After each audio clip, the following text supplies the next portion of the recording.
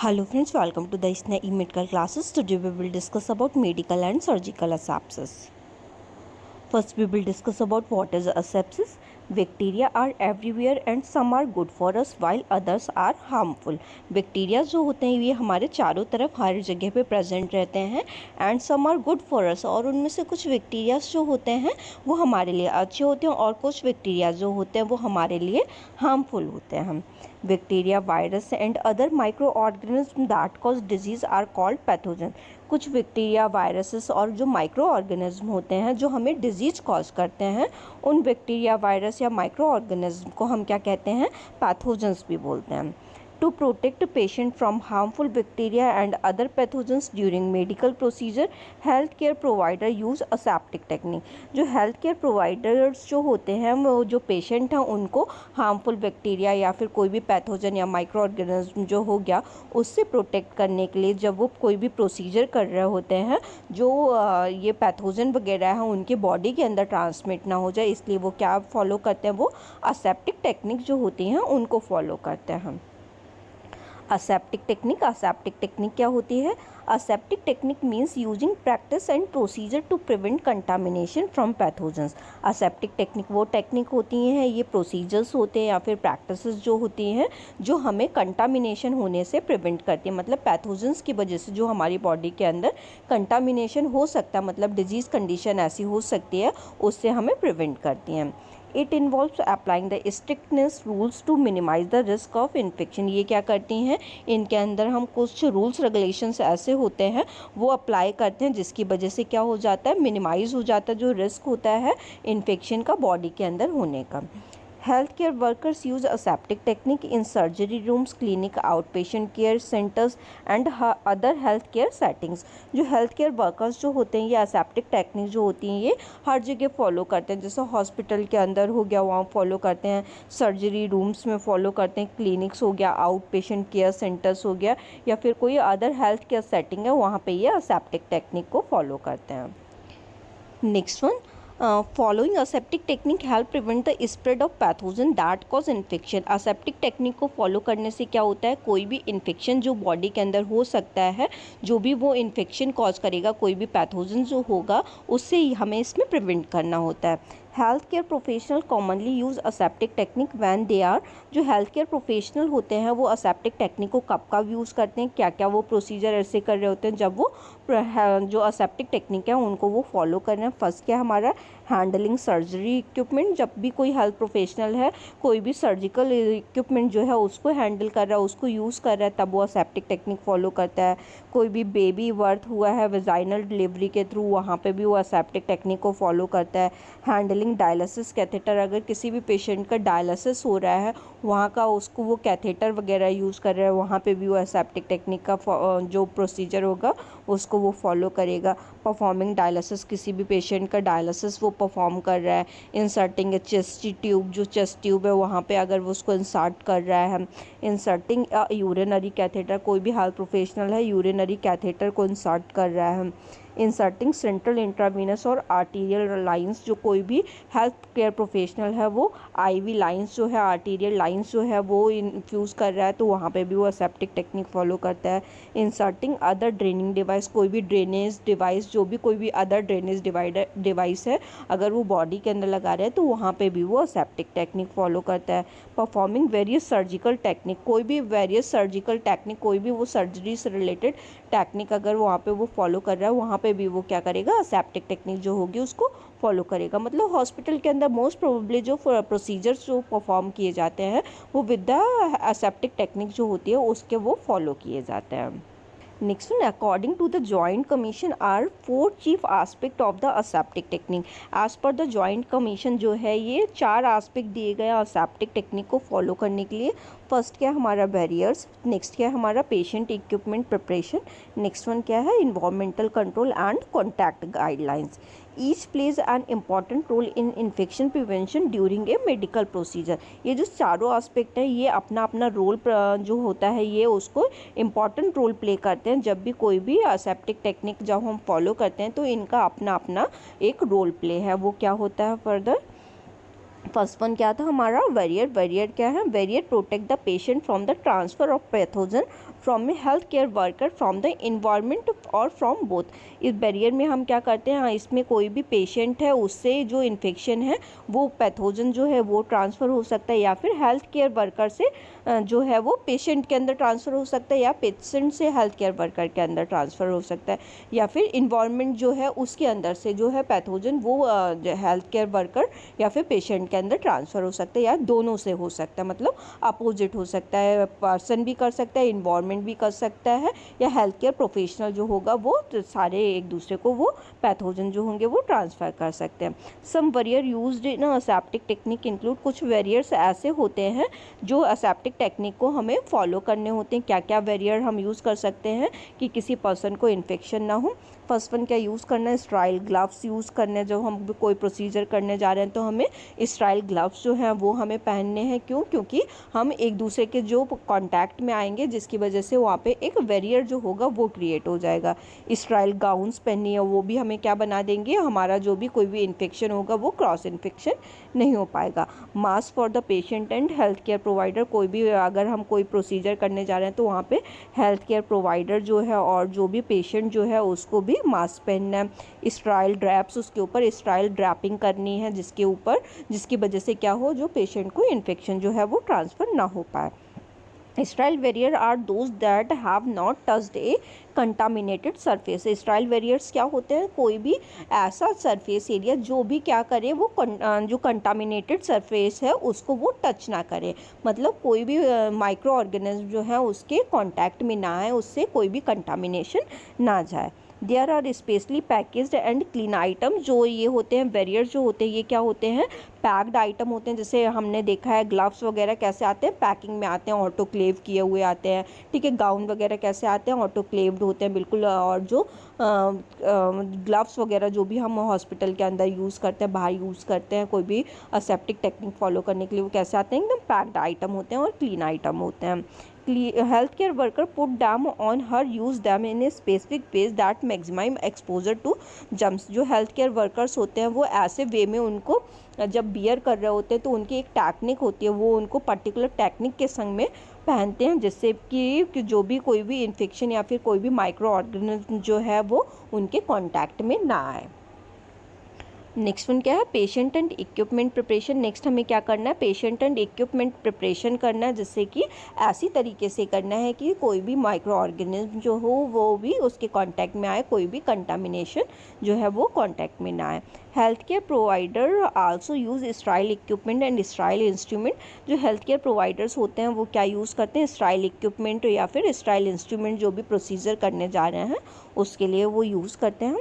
To further protect the patient they apply cleansing and bacteria killing preparation to the patient skin before a procedure. जब वो कोई भी procedure करने जा रहे हैं तो उसके पहले वो क्या लगाते हैं, पेशेंट के ऊपर ड्रैपिंग करते हैं, कोई भी बैक्टीरिया किलिंग प्रिपरेशन जो होता है, जैसे बीटाडिन का सॉल्यूशन हो गया, उसमें भी बैक्टीरिया जम किल करने का पावर होता है, ठीक है। और सावलॉन सॉल्यूशन हो गया, तो उससे हमें पहले ड्रैप कर दिया जाता है कि कोई भी अगर सरफेस एरिया पे माइक्रो ऑर्गेनिज्म हो वो किल हो जाए। तो इसलिए पेशेंट को जब भी कोई भी प्रोसीजर करने जा रहे हैं तो सबसे पहले हम उस पर बैक्टीरिया किलिंग प्रिपरेशन लगाते हैं, तो जिसकी वजह से जो माइक्रो ऑर्गेनिज्म है वो किल हो जाए। नेक्स्ट वन क्या है, इन्वायरमेंटल कंट्रोल। अब क्या करना है, इन्वायरमेंटल कंट्रोल, जो मतलब इन्वायरमेंट से माइक्रो ऑर्गेनिज्म आ सकते हैं उसको हमें कंट्रोल करना है। Maintaining a sterile environment require keeping door close during an operation. जब भी हम कोई भी ऑपरेशन करने जा रहे हैं तो वहाँ पे क्या करना होता है, जो गेट है वो क्लोज करके रखने होते हैं। Only the necessary health personnel should be at the procedure. जितने भी हेल्थ पर्सनल जो भी है, नेसेसिटी जिनकी है वहाँ पे जिनका काम है वही रिक्वायर्ड होते हैं, बाकी का फालतू का कोई भी बाहर के लोग रिक्वायर्ड नहीं होते हैं। The more people present the more opportunity for harmful bacteria to cause contamination. अगर वहाँ पे ज़्यादा लोग प्रेजेंट होंगे तो वहाँ पे ज़्यादा चांसेस हो जाएंगे कि वहाँ पे जो एरिया होगा वो कंटामिनेटेड होने के उसको ज़्यादा चांसेस हो जाएंगे। इसलिए वहाँ पे जितने लोग रिक्वायर्ड होते हैं उतने लोग ही वहाँ पे रखे जाते हैं। नेक्स्ट वन, कॉन्टैक्ट गाइडलाइंस क्या कहती हैं? Once health care provider have on sterile various they should use only touch other sterile item. जब भी कोई हेल्थ केयर प्रोवाइडर है वो स्टाइल वेरियर जो यूज़ कर रहा है तो उसे क्या करना है, जब भी कोई भी प्रोसीजर करने जा रहा है तो उसे स्टाइल आइटम ही उसे टच करने हैं और कोई भी आइटम जो है वहाँ का उसे टच नहीं करना है। They should avoid touching non style item at all cost. जो भी अनस्टाइल आइटम्स रखे हैं वहाँ पे उसे एट एनी कॉस्ट उसको कोई भी अनस्टाइल आइटम को उसे टच नहीं करना है। A common procedure that carries a risk infection is inserting a urinary catheter. जब हम ये कॉमन प्रोसीजर जब करते हैं तो वहाँ पे बहुत ज़्यादा रिस्क होता है कि वो पर्सन को हम जो है वो अपने अंदर से ही इन्फेक्शन उसको ट्रांसफ़र कर सकते हैं। जैसे कि यूरिनरी कैथेटर अगर हम किसी को डालने जा रहे हैं तो वहाँ पे मोर चांसेस रहते हैं कि हम उसको जो इन्फेक्शन है वो इंसर्ट कर सकते हैं। These catheter drain urine from the bladder and all associated with catheter associated urinary tract infection। ये जो कैथेटर अगर हम ड्रेनिंग के लिए कोई डालने जाते हैं तो ये क्या कर सकते हैं, जो catheter associated urinary tract infection होता है जिसको हम शॉर्ट में कॉटी भी बोलते हैं, तो ये कॉज कर सकते हैं। तो जब हम ये डालने जा रहे हैं कैथेटर वगैरह किसी भी पर्सन को तो वहाँ पे हमें जो हाईली असेप्टिक टेक्निक है उनको वहाँ पे फॉलो करना होता है। When healthcare provider insert a catheter, they demonstrate all four aseptic technique in action। जब भी कोई हेल्थ केयर प्रोवाइडर है वो कैथेटर को इंसर्ट करने जा रहा है तो उसे जो भी असेप्टिक टेक्निक है वो पहले से ही उसको डेमोन्स्ट्रेट होनी चाहिए, उसे पता होनी चाहिए कि हमें क्या क्या चीज़ें करनी है। जैसे कि पहला क्या था हमारा बैरियर जो है उसको वो फॉलो करना है, वहाँ पे जितने भी स्टाइल इक्विपमेंट हैं, जितने भी स्टाइल आर्टिकल्स हैं, बैरियर जो है वो उसे पहनने हैं। जैसे गाउनिंग हो गया, ग्लविंग हो गया, ये सारी चीज़ें उसे पहननी है। नेक्स्ट वन क्या है, पेशेंट एंड इक्विपमेंट प्रिपरेशन। अब उसे क्या करना है, पेशेंट एंड इक्विपमेंट प्रिपरेशन करना है। दे open sterile packaging that contains the sterile catheter, they prepare the patient skin with A special solution. अब उसे क्या करना है, वहाँ पे उसको स्टेराइल इन्वायरमेंट जो है वो प्रिपेयर करना है, स्टेराइल इक्विपमेंट लेने और पेशेंट को ड्रैप अप करना है कि वहाँ पे जो पेशेंट का जो स्पेशल सॉल्यूशन है उसको उससे ड्रैप अप करना है जिसकी वजह से उसके बैक्टीरिया जो भी माइक्रो ऑर्गेनिज्म है वो किल हो जाए। नेक्स्ट वन क्या है, इन्वायरमेंटल कंट्रोल करना है उसको कि वहाँ पे जितने भी नेसेसरी जो हेल्थ केयर प्रोवाइडर्स होंगे जो भी ऑपरेशन वगैरह कर रहे हैं वही केवल रिक्वायर्ड हों, उसके अलावा कोई हेल्थ केयर प्रोवाइडर जो है वो रिक्वायर्ड नहीं होते हैं। ओनली 1 और 2 providers are the patient are in the room. जो भी हेल्थ केयर प्रोवाइडर्स होंगे वो 1 या 2 से ज़्यादा नहीं हो सकते हैं, उसके रूम में जो भी प्रोसीजर कर रहे होंगे वही होंगे उसके रूम में। नेक्स्ट वन क्या है, कॉन्टैक्ट गाइडलाइंस क्या कह रही थी, health care provider take great care not to touch any non sterile surface with the hand that advance the catheter into patient urethra. वहाँ जो हेल्थ केयर प्रोवाइडर है उनको कोई भी नॉन स्टाइल सरफेस एरिया उसको वहाँ पे टच नहीं करना है। जो भी एडवांस केयर है उस जब भी उसको प्रोवाइड कर रहा है, उसको जब यूरिनरी कैथेटर उसको इंसर्ट कर रहा है तो उसे कोई भी ऐसा नॉन स्टाइल चीज़ें हैं वहाँ पे जो भी प्रेजेंट है उसको वहाँ पे वो टच नहीं करनी है। If even one part of the aseptic technique is missed during catheter insertion, the patient can easily get an infection। अगर इनमें से कोई भी aseptic technique का जो है पार्ट जो है वो अगर मिस हो गया तो पेशेंट जो होगा वो ईजिली इन्फेक्शन जो है वो गेट कर सकता है। Keeping the environment as clean as possible is always important in preventing infection. हमें क्या करना है, हमें जो इन्वायरमेंट है वहाँ का एज पॉसिबल हमें उसको वहाँ पे क्लीन रखना है कि जो पेशेंट है उसको कोई भी इन्फेक्शन जो है वो ट्रांसफ़र ना हो पाए।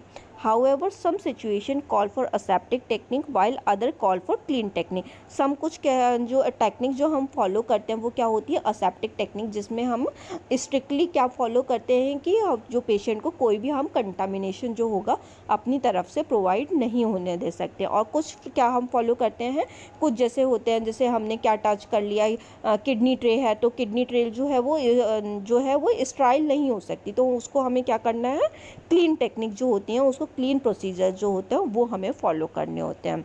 Health care provider learn both aseptic technique and clean technique as part of their training. Health care जो प्रोवाइडर्स जो होते हैं वो असेप्टिक टेक्निक भी सीखते हैं और क्या क्लीन टेक्निक जो होते हैं वो भी दोनों चीज़ें होती हैं उनको वो फॉलो करते हैं। The goal of the aseptic technique is to eliminate germs entirely. Goal क्या होता है असेप्टिक टेक्निक का, कि जो जम्स हैं वो इंटायरली जो है वो रिमूव हो जाए, वो हम अपनी तरफ से कोई भी ट्रांसमिट नहीं होने दे सकते हैं। नेक्स्ट वन क्या है, क्लीन टेक्निक। क्लीन टेक्निक क्या होती है, the goal of the clean technique is to reduce the number of germs whenever possible. Clean technique का मेन गोल क्या होता है कि जहाँ पे भी नंबर ऑफ जम्प्स जो हैं अगर प्रेजेंट है तो उसका नंबर ऑफ जम्प्स जो हैं वो हमें कितना कोशिश करके हमें कोशिश करना है कि हम उसे अपनी तरफ से एक भी जम्प्स जो है वो ट्रांसफ़र ना करें। Clean technique are important for all health care provider and their patient because they prevent infection every day. Clean technique जो होती हैं वो हेल्थ केयर प्रोवाइडर और पेशेंट जो दोनों के लिए जो है वो नेसेसरी होती हैं। वो क्या करती हैं, तो पर डे की लाइफ में जो हम इन्फेक्शन जो ट्रांसमिट होते हैं उनसे वो प्रोटेक्ट करके रखती हैं। Next one, example of clean technique. Example क्या है क्लीन टेक्निक के, include washing hand, putting on clean gloves when needed. हमें क्या करना है, वो हैंड वॉश जो है वो अपने टाइम पे वॉश करते रहना है। और जो हमें जब भी कोई भी प्रोसीजर करने जा रहे हैं तो हमें क्या रखना है, हमें क्लीन ग्लव्स जो है जहाँ पे भी when ever it is possible, जहाँ पे भी नीडेड है तो हमें वो क्लीन ग्लव्स जो है वो हमें पहनने हैं। Health care provider keep a patient surrounding as clean as possible. Health care provider को जितना भी कोशिश करनी है कि वो उसका सराउंडिंग जो है पेशेंट का उसको क्लीन रखे जितना भी पॉसिबल है।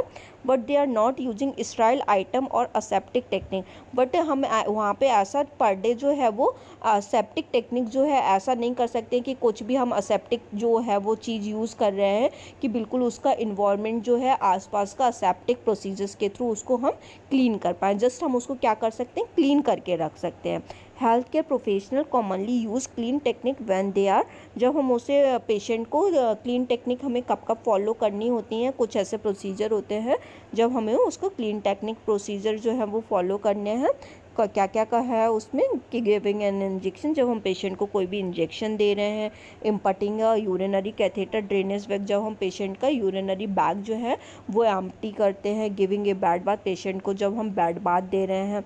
इंसर्टिंग ए पेरीफेरल आईवी, जब हम पेशेंट को कोई भी पेरीफेरल आईवी जो है वो इंट्रोड्यूस कर रहे हैं, कोई भी स्मॉलर वेन में हम आईवी जो है वो लगा रहे हैं। रिमूविंग ए पेरीफेरल आईवी, जब हम उसका पेरीफेरल आईवी को रिमूव कर रहे हैं। रिमूविंग ए यूरिनरी कैथेटर, जब हम पेशेंट का कैथेटर जो है वो रिमूव कर रहे हैं, यूरिनरी कैथेटर जो है उसको रिमूव कर रहे हैं, तब हमें ऐसे कुछ प्रोसीजर्स होते हैं जहाँ हमें क्लीन टेक्निक जो है वो फॉलो करनी होती है। बाकी की जो मैंने पहले बताया उनमें क्या फॉलो करते हैं हम, असेप्टिक टेक्निक जो होती हैं वो हम फॉलो करते हैं।